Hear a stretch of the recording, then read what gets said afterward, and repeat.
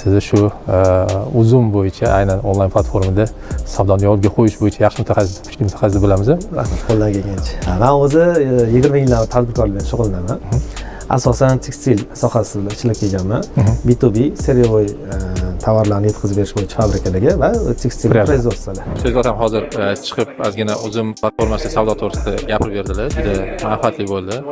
O'zi aslida birinchi emas, ikkinchi marta taklif qilyapmiz. Chunki hammani birinchi marta taklif qilishimiz mumkin, lekin ikkinchi martaga hamma o'tmaydi.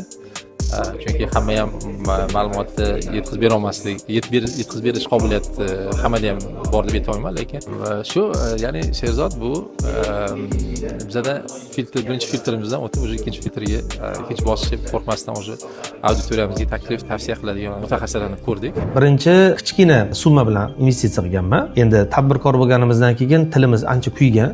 Shuning uchun sovuq suvni ham, qatuvni ham filab ichamiz. Bizda o'zbeklarda bitta gap bor, chumchuq so'ysa ham qassob so'ysin deydi.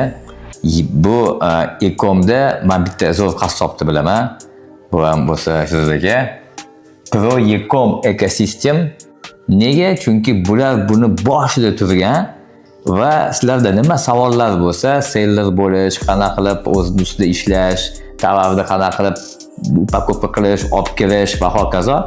Pro Ekomga murojaat qilib, hamma savol-javoblarga to'liq ma'lumot va manfaatli biznes yurishingizga bir imkoniyat beradigan inson bo'ladi. Rahmat kattakon sizga. Sizni tijoratingiz uchun, hayotingiz uchun qurilish nuqtasi bo'lishi mumkin. Bugungi kunda hammamiz bilamiz, o'zimiz ham ko'p xaridlarimizni onlayn xarid qilish davriga keldik.